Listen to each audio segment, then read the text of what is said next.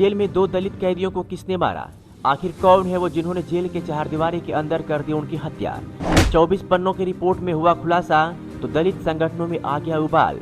कहा जिम्मेदार अफसरों को तत्काल निलंबित किया जाए। रिपोर्ट में साफ तौर पर कहा गया है कि दलित कैदियों को उनकी इच्छा के विरुद्ध फांसी पर लटकाया गया है। कैदियों के शरीर पर चोट के निशान मिले, उनके नाखून का रंग नीला था। कैदियों को नशीला पदार्थ दिया गया था। जेल के अंदर आखिर दलित कैदियों को किस गुनाह की सजा मिली? उन्हें कौन मारा? इसके पीछे किसी बाहुबल का हाथ तो नहीं? क्या ये दलित कैदी किसी बड़े मामले का खुलासा तो नहीं करने वाले थे? ये तमाम सवाल हैं जिसका जवाब हर कोई जानना चाहता है। तो चलिए सिलसिलेवार और विस्तार से पूरी खबर के बारे में आपको बताते हैं। सुल्तानपुर जेल में 2 दलित कैदियों ने खुदकुशी नहीं की थी, बल्कि उनकी हत्या हुई थी। ऐसा सीजीएम सपना त्रिपाठी की न्यायिक जांच के बाद सामने आई 24 पन्नों की रिपोर्ट में खुलासा हुआ है। रिपोर्ट के मुताबिक कैदियों के शरीर पर चोटों के निशान मिले थे, उनके नाखून का रंग नीला था। इसके साथ ही कैदियों को नशीला पदार्थ दिया गया था। रिपोर्ट में कहा गया है कि कैदियों को उनकी इच्छा के विरुद्ध फांसी पर लटकाया गया। जांच रिपोर्ट के बाद जिला प्रशासन में हड़कंप मचा हुआ है। न्यायिक जांच रिपोर्ट में जेल प्रशासन को घटना के लिए जिम्मेदार माना गया है। रिपोर्ट में स्पष्ट है कि दोनों कैदियों की मौत को 2 से 3 दिनों तक छिपाया गया। इसके बाद सुसाइड केस दिखा दिया गया। पूरे मामले का खुलासा 6 महीने बाद हुआ है। जांच रिपोर्ट में जेल में बंद कैदियों के साथ साथ पोस्टमार्टम करने वाले डॉक्टरों के बयान है। चलिए सिलसिलेवार तरीके से पूरे मामले और जांच रिपोर्ट के बारे में बताते हैं। 21 जून को सुल्तानपुर जेल से खबर सामने आई है कि यहाँ 2 कैदियों के शव जेल परिसर में पाकड़ के पेड़ से लटके मिले हैं। दोनों कैदियों की पहचान अमेठी जिले के जामो थाना क्षेत्र के लोरिकपुर गांव निवासी खरिया उर्फ विजय पासी 20 वर्षीय और 18 वर्षीय मनोज रैदास के रूप में हुई। अमेठी में 26 मई की रात चौधरी का पुरवा लोरिकपुर गांव निवासी मुर्गी फार्म संचालक ओम प्रकाश यादव की धारदार हथियार से हत्या की गई थी। ओम प्रकाश की हत्या के आरोप में ही दोनों को गिरफ्तार किया गया था। विजय और मनोज को 30 मई को पेश किया गया था। इसके बाद दोनों को सुल्तानपुर जेल लाया गया।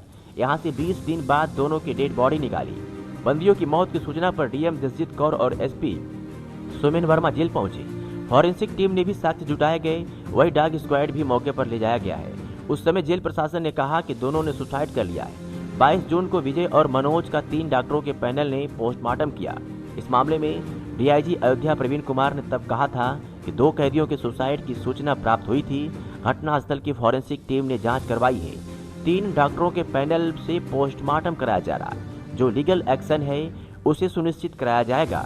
दोनों के शव जैसे ही इनके गांव घर पहुंचे, दोनों के परिजनों ने हत्या का आरोप लगाते हुए जांच की मांग की। वहीं जेल में सुसाइड की खबर पर न्यायिक जांच के आदेश दिए गए। इसके बाद सीजीएम सपना त्रिपाठी के नेतृत्व में जांच टीम ने कार्रवाई शुरू की। सीजीएम सपना त्रिपाठी ने 2 दिसंबर को 24 पन्ने की अपनी जांच रिपोर्ट डिस्ट्रिक्ट जज को भेजी है।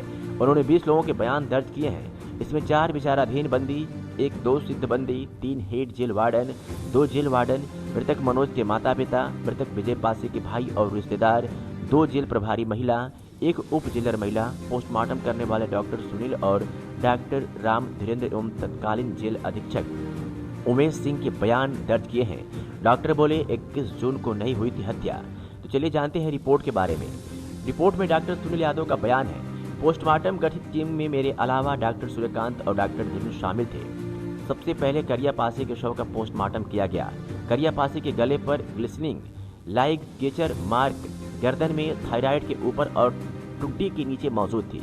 ग्लिसनिंग इस बात का प्रमाण होता है कि मरने वालों की मौत का कारण फांसी ही है। आंतरिक परीक्षण में गले की हड्डी और स्वास्थ्य तंत्रिका का टूटना नहीं पाया गया।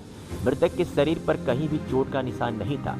मौत की अवधि हेतु हमने पाया कि मौत के पश्चात जकड़ना शरीर के ऊपरी हिस्से में समाप्त हो गई थी और निचले हिस्से में कुछ भाग में मौजूद थी। शव की चमड़ी जगह जगह से छूट रही थी। आंखें भरी हुई और जननांगों में सूजन आ गई थी। नाक के झाग निकल रहा था। उनकी मौत 21 जून को नहीं बल्कि उससे 2-3 दिन पूर्व हुई थी। बकौल डॉक्टर सुनील, मनोज रैदास का पोस्टमार्टम 22 जून को ही दिन के 11:40 पर शुरू हुआ। उसके शरीर पर लगभग 13 चोटों के निशान थे। गले की बाईं तरफ दाएं तरफ चोट थी। सीने में बाईं हाथ कोहनी और ऊपरी हिस्से में खरोंच थी। नाभि में चोट थी। 2 घाव जननांग के पास थे।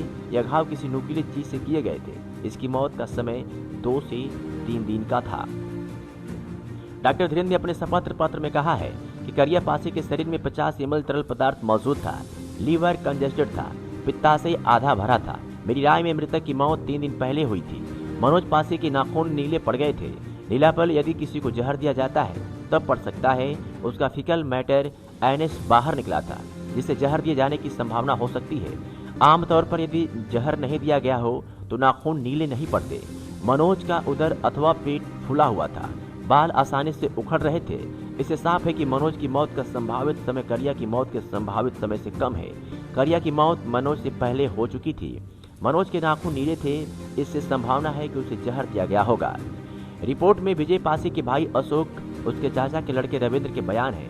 इसमें उन्होंने बताया है कि वह दोनों 2 जून को मुलाकाती के लिए जेल गए थे। यहाँ उन्होंने पहनने के कपड़ों के अलावा 4000 रुपये भी कैदी को दिए थे। दोनों ने बताया कि 21 जून को मौत की सूचना मिली, लेकिन लाश नहीं दिखाई गई। इसके बाद जब 22 जून को पोस्टमार्टम हुआ और उन्हें लाश मिली तो बहुत बदबू मार रही थी। विजय उर्फ करिया ने सुसाइड नहीं किया था। मनोज रैदास के पिता रंगीलाल ने कहा, मैं मनोज से 2 बार मिलने जेल गया था। मेरी पत्नी सीता रानी भी गई थी। हमने मनोज को बैरक कटाई बदले 5000 रुपये दिए थे। जेल वालों ने ही बताया था कि बैरक बदले के लिए पैसे देने पड़ता है, जिससे ऐसी बैरक मिल जाती है जहां कम काम करना पड़ता है। मेरे बेटे ने आत्महत्या नहीं की है, उसके शरीर पर चोट थी। मेरे बेटे की जेल में हत्या की गई है। जांच के दौरान अधीक्षक से 20 जून से लेकर 21 जून के बीच का सीसीटीवी फुटेज मांगा गया। 30 जून को जेल प्रशासन की ओर से जवाब दिया गया कि 9-10 मई को कैमरे के इंजीनियर ने बताया था कि शॉर्ट सर्किट से कैमरे खराब हो गए हैं, कैमरा बनाने की कार्रवाई की जा रही है। फिर 18 नवंबर को जवाब भी दिया गया कि 21 जून को कोई रिकॉर्डिंग जेल प्रशासन ने उपलब्ध नहीं है।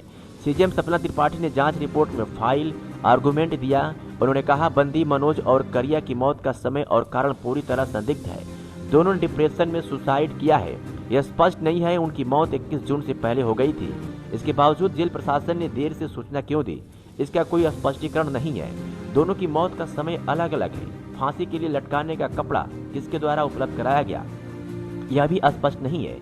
पीएम करने वाले डॉक्टरों ने साफ कहा कि मनोज के शरीर पर चोटें थी, उसके नाखून नीले थे। यह जहर देने से होते हैं। इस महत्वपूर्ण तथ्य का स्पष्ट कारण जेल प्रशासन के पास नहीं है। मृतकों की विसरा रिपोर्ट भी बार बार तलब किए जाने पर प्राप्त नहीं कराई गई। प्रकरण में यह स्पष्ट है कि बंदियों की मौत का कारण एंटीमार्टम हैंगिंग है। विजय के शरीर पर चोटों और नाखून का नीला होना इस ओर दर्शाता है कि मृतक को संभवतः किसी नशीले पदार्थ के प्रभाव में उसकी इच्छा के विरुद्ध फांसी लगाई गई है, जिसमें जेल प्रशासन की भूमिका अर्थात संलिप्तता स्पष्ट है। मामला सुसाइड का नहीं, फोर्सफुल हैंगिंग का प्रतीक होता है, अर्थात हत्या का है। इसका पूर्ण जिम्मेदार जेल प्रशासन ही है। बीते 28 जून को जेल एसपी उमेश सिंह का तबादला करके उन्हें केंद्रीय कारागार वाराणसी भेजा गया था।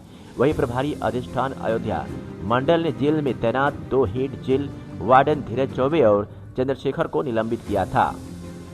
वही तत्कालीन डीएम जसजीत कौर ने इस मामले में जुडिशियल जांच बिठाई थी, जिसमें सीजीएम सपना त्रिपाठी, एसडीएम सदर सीपी पाठक व सीओसीटी राघवेंद्र चतुर्वेदी जांच कर रहे थे। पूरे मामले पर आजाद अधिकार सेना के राष्ट्रीय अध्यक्ष और पूर्व आईपीएस अमिताभ ठाकुर ने जेल प्रशासन पर एफआईआर दर्ज करने की मांग की है। अमिताभ ठाकुर ने कहा कि रिपोर्ट अपर मुख्य सचिव कारागार राजेश कुमार सिंह के पास पहुंच गई है, लेकिन उनके द्वारा जानबूझकर मामले में कोई कार्रवाई नहीं की जा रही है। उन्होंने अविलंब हत्या का मुकदमा दर्ज हो और मामले की जांच सीबीसीआईडी करे, साथ ही जेल अधीक्षक सहित अन्य जिम्मेदार अफसरों को तत्काल निलंबित भी किया जाए।